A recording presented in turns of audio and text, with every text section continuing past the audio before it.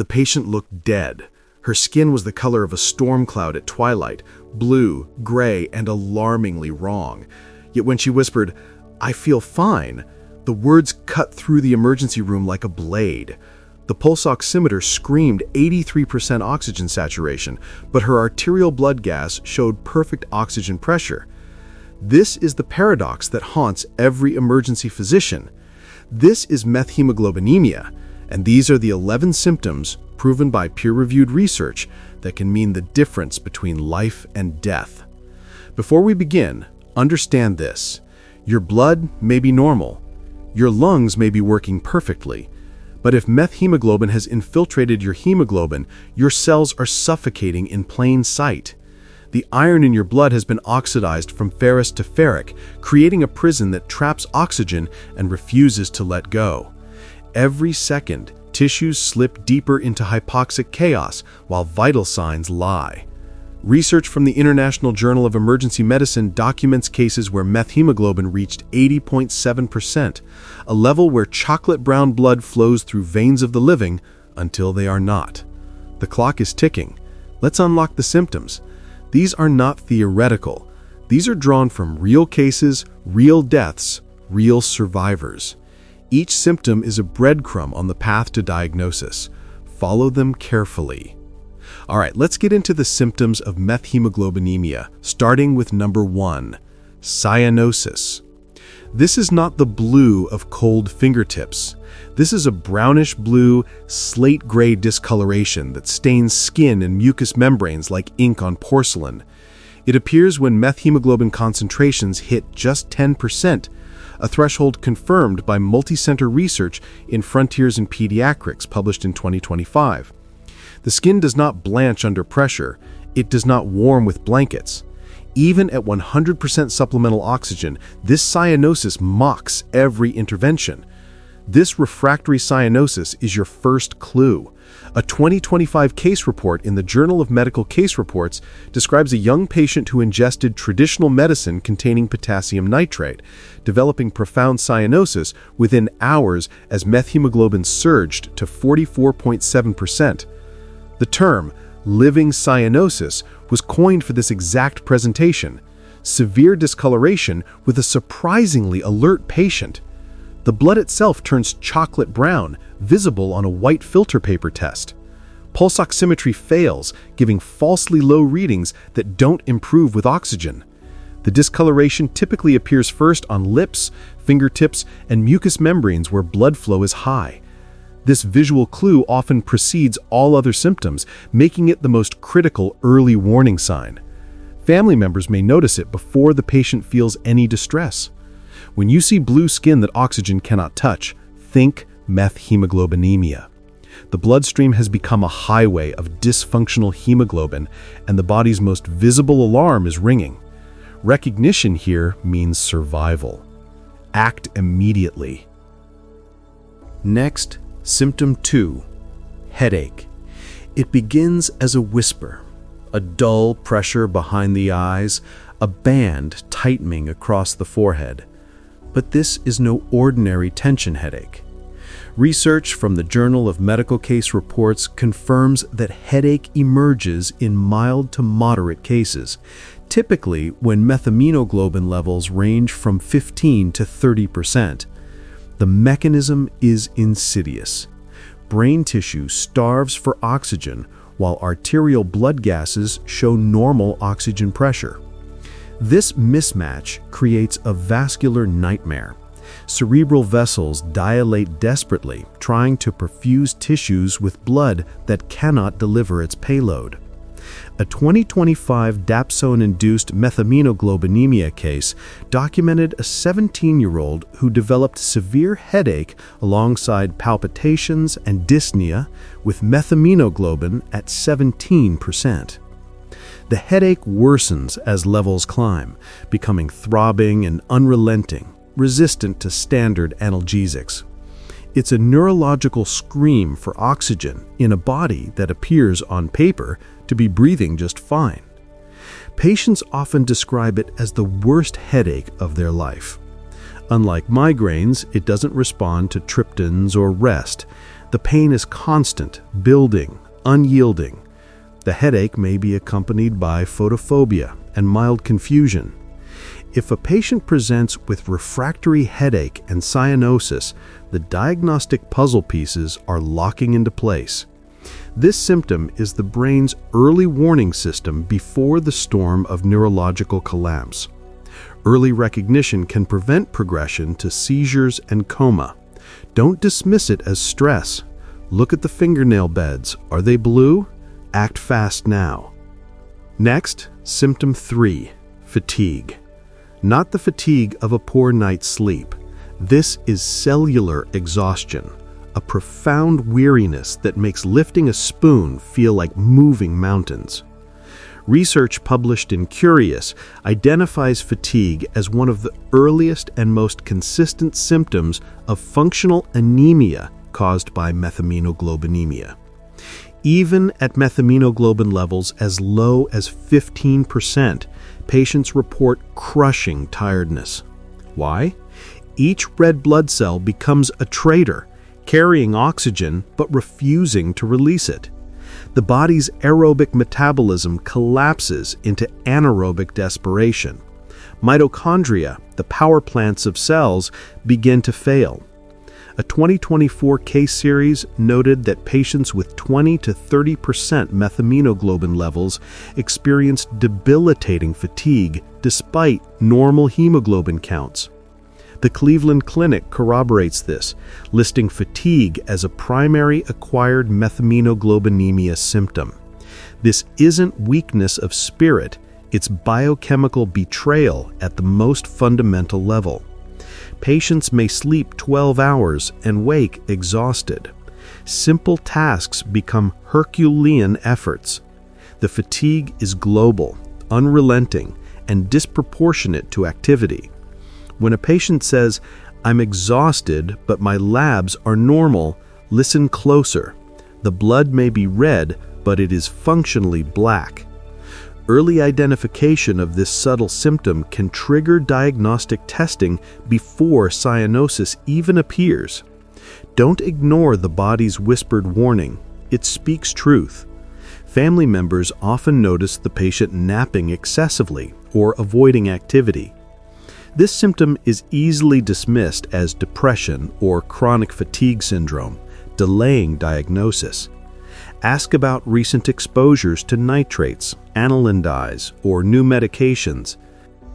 Next, symptom 4, weakness. While fatigue weighs down the spirit, weakness attacks the muscles directly. Peer-reviewed literature consistently pairs these symptoms, yet weakness has its own signature. It's the quivering thigh after 2 steps, the inability to grip a cup, the speech that trails off mid-sentence. Medicine Journal research documents that weakness intensifies as methemoglobin crosses the 30% threshold, when functional hemoglobin drops to critical levels. Skeletal muscles, deprived of oxygen, cannot sustain contraction.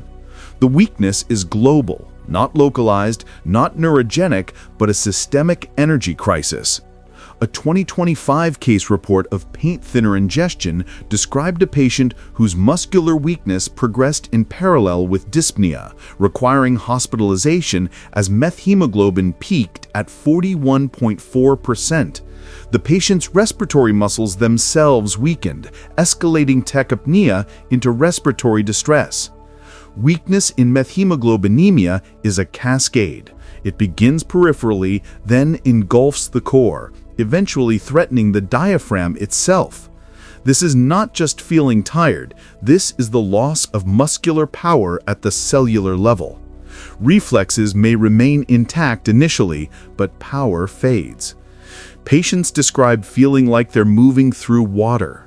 Recognize this pattern before respiratory failure ensues. Time is muscle. Unlike true anemia, hemoglobin levels appear normal, masking the functional deficit. The weakness may be asymmetric at first, then spreads symmetrically as levels rise. Ask the patient to squeeze your fingers or rise from a chair. Simple bedside tests reveal the truth. Document the findings. They matter for diagnosis. Act now, quickly, today. Next, symptom 5, pallor. Wait, pallor alongside cyanosis? The paradox is documented. While cyanosis dominates the clinical picture, many patients simultaneously develop an ashen, washed-out pallor that gives them a ghostly appearance. The Cleveland Clinic lists pallor as a key symptom of acquired methemoglobinemia. Research from eMedicine explains this duality. As methemoglobin rises above 10%, skin can appear pale blue or gray, creating a chimeric presentation. The pallor reflects peripheral vasoconstriction as the body shunts blood to vital organs. Capillary beds, starved of oxygenated flow, drain of color. This isn't the pink flush of health or the robust purple of deoxygenation. It's the absence of hue altogether. A 17-year-old dapsone patient presented with central cyanosis, but also noted pale, almost translucent skin where cyanosis hadn't taken hold. Pallor in methemoglobinemia is the body's last desperate attempt to prioritize, to rob Peter's skin to pay Paul's brain. It's a visual testament to systemic hypoxia that textbooks often miss, but emergency physicians must remember. This combination of blue and white creates a unique appearance. Look for it. Look closely. The pallor may be more noticeable in natural daylight than under fluorescent hospital lighting. Check the conjunctiva and nail beds. These areas reveal the subtleties of skin perfusion. This sign helps differentiate methemoglobinemia from simple deoxygenation or cyanotic heart disease. The distinction matters for treatment decisions. Don't delay. The difference is life-saving. Act today, now, quickly, help. Next, symptom 6, dyspnea. The word means bad breathing, but in methemoglobinemia, it's a crisis of futility. Patients gasp, chest heaving, accessory muscles straining, yet oxygen saturations remain locked in the low 80s. This is refractory hypoxemia, unresponsive to supplemental oxygen. Frontiers in Pediatrics research confirms dyspnea typically emerges when methemoglobin exceeds 30%. The lungs are working perfectly, the alveoli are exchanging gases beautifully, but the hemoglobin molecules are traitors. A 2025 case report documented a 27-year-old female who became tachypneic with a respiratory rate of 28 per minute using accessory muscles with SpO2 at 78% that only improved to 85% on 100% FiO2. Her methemoglobin was 41.4%. The dyspnea is not from airway obstruction or pulmonary edema. It's from the blood's inability to deliver what the lungs have so faithfully provided. Emergency physicians call this the saturation gap, a chasm between normal arterial oxygen pressure and crumbling pulse oximetry. When breathing harder doesn't help, suspect the blood itself. The patient is drowning in air. This symptom terrifies patients. They feel the suffocation but see the oxygen mask. Trust their panic. It's biochemical truth. Listen, the sensation of air hunger is disproportionate to physical findings, creating diagnostic confusion. Patients may become anxious and agitated, fighting the oxygen mask despite hypoxia. This behavioral clue often helps differentiate from pulmonary causes of dyspnea. Pay attention. The patient knows something is wrong. Trust them now, quickly. Next, symptom 7, tachycardia. The heart knows something is wrong before the mind can articulate it. As soon as methemoglobin climbs above 20%, the cardiovascular system goes into compensation mode. Medicine Journal data shows tachycardia becomes pronounced in the 20 to 30% range, escalating as levels rise. The heart races to push more volume, trying to deliver what little functional hemoglobin exists. But it's a race against physics.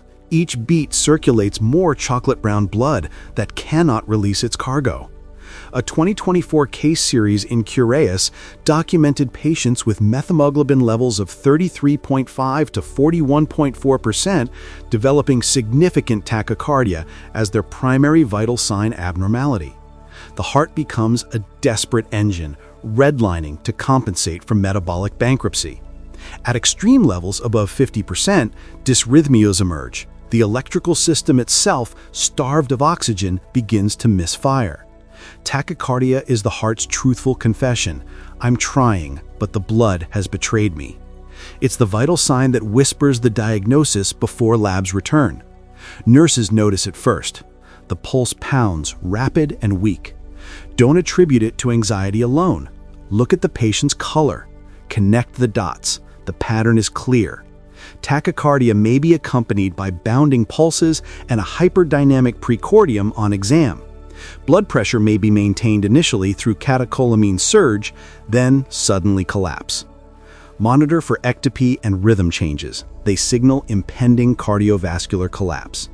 The EKG may show sinus tachycardia initially, then ST changes and arrhythmias. Act now. Next, symptom 8, dizziness and lightheadedness. The world tilts, the floor rushes up. Patients describe a disconnect between body and reality, as if watching themselves from a distance. This is cerebral hypoxia wearing a polite mask. E-medicine research confirms dizziness and lightheadedness dominate the 20 to 30% methemoglobin range. The brain's cortex, exquisitely sensitive to oxygen deprivation, begins to misfire. Unlike the abrupt syncope of cardiac arrhythmia, methemoglobinemia dizziness is insidious, waxing and waning, often accompanied by anxiety and confusion. A dapsone-induced case reported in Medicine Journal described a patient whose dizziness progressed to blurred vision and confusion as methemoglobin reached 17%. The phenomenon occurs because the brain's autoregulatory mechanisms can only compensate for so long. As the oxygen-hemoglobin dissociation curve shifts leftward, oxygen becomes chemically trapped. The brain starves in plain sight.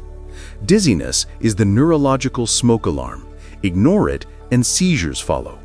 This symptom demands attention when paired with any hint of cyanosis. Patients may clutch walls, sit suddenly, or appear drunk. Don't be fooled. It's not vertigo. The dizziness may be positional, worsening when standing due to orthostatic hypoxia. This can mimic dehydration or blood loss, leading to incorrect fluid management. Ask the patient to walk a straight line. Ataxia may accompany the dizziness. The symptom reflects failing cerebral oxygen delivery despite normal arterial saturation. Early treatment with methylene blue can reverse this before permanent injury occurs. Don't wait for labs. Trust the clinical picture. Act immediately. Now help them today. Next, symptom 9, nausea and vomiting. The gastrointestinal system has no patience for hypoxia. When methemoglobin climbs past 30%, the gut revolts. The Cleveland Clinic lists nausea and vomiting as symptoms requiring immediate medical attention in acquired methemoglobinemia. Research in Curious explains that visceral hypoxia triggers the medullary vomiting center directly. But there's a twist. Many toxins that cause methemoglobinemia, like nitrates, aniline dyes, and dapsone, are direct gastric irritants. The nausea is therefore a double insult, chemical and hypoxic. A paint thinner ingestion case documented persistent nausea even after methylene blue treatment, as methemoglobin rebounded to 73.2%. The patient vomited repeatedly, losing fluid and electrolytes, compounding the metabolic crisis. Nausea and vomiting are not side effects. They are core symptoms of systemic oxygen debt. When a patient presents with cyanosis and persistent emesis, the clock is ticking. Every episode of vomiting accelerates dehydration, concentrates toxins, and pushes the patient closer to metabolic acidosis. The gut speaks the truth when the blood lies. Listen to it carefully. The emesis may be projectile and non-bilious, offering a clue to its toxic origin. Antiemetics provide minimal relief because the stimulus is central and metabolic, not peripheral. Intravenous fluids become essential to prevent shock and maintain renal clearance of toxins. Monitor for hematemesis, which may indicate severe gastric mucosal injury from toxins. This symptom often triggers the emergency visit that saves the patient's life. Recognize it. Act fast. Now. Help them. Next, symptom 10, seizures. This is the brain's final, desperate cry. When methemoglobin exceeds 50%, neuronal hypoxia becomes critical. Journal of Medical Case Reports confirms seizures are a life-threatening complication emerging at 50 to 70% levels. The pathophysiology is brutal. Astrocytes swell, neurons depolarize, and electrical storms ripple across the cortex. A 2025 fatal case documented in International Journal of Emergency Medicine described a patient whose methemoglobin hit 80.7%, triggering refractory seizures and diffuse cerebral edema visible on CT scan. Despite exchange transfusion, the patient succumbed. Seizures in methemoglobinemia are refractory to standard anticonvulsants because the underlying cause is not electrical dysregulation, it's oxygen starvation. The brain is literally suffocating. E-medicine research shows that at levels above 50%, altered mental status, delirium, and seizures become inevitable without intervention. This symptom marks the transition from crisis to catastrophe. If you witness cyanosis accompanied by seizure activity, you are watching a race between treatment and brain death. The finish line is measured in minutes. Act without hesitation or regret. The seizures may be generalized tonic-clonic or subtle myoclonic jerks, making diagnosis challenging. Post-ictal states can mask ongoing cyanosis, delaying recognition of the underlying cause. Continuous EEG monitoring may be needed to detect non-convulsive status epilepticus. Methylene blue must be given immediately, even if seizures are controlled with benzodiazepines. The brain cannot wait for lab confirmation of methemoglobin levels. Empiric treatment saves lives when clinical suspicion is high. Don't hesitate. Act now, today. Save them, please help. Next, symptom 11, metabolic acidosis. The final domino falls. As tissue hypoxia becomes global, cells abandon aerobic respiration and switch to anaerobic glycolysis. Lactic acid floods the bloodstream. International Journal of Emergency Medicine research documents severe metabolic acidosis with pH dropping to 7.187 in a patient with 80.7% methemoglobin. The arterial blood gas reveals the cruel truth. Normal oxygen pressure, but profound acidemia. The body is dying of hypoxia despite breathing perfectly. Frontiers in Pediatrics confirms metabolic acidosis accompanies tachypnea and confusion as methemoglobin surpasses 40%. The acidosis is not just a marker, it's an accelerant. Lower pH shifts the oxygen hemoglobin curve further left, trapping oxygen more tightly. It depresses cardiac contractility, deepens coma, and makes methylene blue less effective. A 2024 case series showed that patients with methemoglobin above 50% developed profound acidosis alongside arrhythmias and coma. Metabolic acidosis is the biochemical signature of total systemic failure.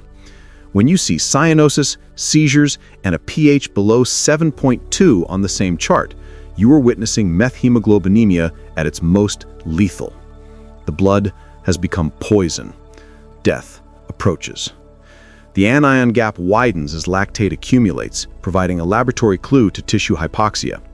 Treatment requires not only methylene blue, but also bicarbonate and aggressive supportive care.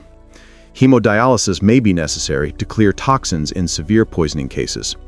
The longer acidosis persists, the lower the chance of neurologic recovery. Every minute of delay compounds the damage. Act now. Save the brain today. Please help. The severity correlation is non-negotiable and research proven. At 10 to 15% methemoglobin, patients may be asymptomatic or show only subtle fatigue. At 15 to 30%, cyanosis becomes visible, headache and dizziness emerge. Cross 30%, and dyspnea, tachycardia, and weakness dominate. At 40 to 50%, nausea, vomiting, and confusion escalate. Beyond 50%, seizures and metabolic acidosis herald the endgame. Levels above 70% are almost universally fatal. But here's the critical nuance. Comorbidities like anemia, sepsis, or cardiac disease cause severe symptoms at much lower levels. A patient with baseline anemia may seize at 35% methemoglobin. The rate of rise matters too. Acute ingestion can overwhelm compensatory mechanisms before they can respond. This is why early recognition of even mild symptoms saves lives. The threshold is not absolute. It's relative to the patient's reserve. Vigilance is key. Trust your eyes more than the numbers. Pediatric patients and the elderly are particularly vulnerable, showing symptoms at lower thresholds. Chronic acquired methemoglobinemia may present insidiously, while hereditary forms cause lifelong cyanosis with minimal symptoms. Always calculate functional hemoglobin, total hemoglobin multiplied by the fraction of normal hemoglobin remaining. This calculation guides transfusion decisions and predicts severity more accurately than methemoglobin percentage alone. If this video was helpful, kindly type "helpful" in the comment section below. That motivates us to produce more content like this. Please take a moment to like this video, share it with healthcare professionals and students, and subscribe to our channel for more evidence-based medical insights. Your engagement helps us fight misinformation with research. Thank you for watching.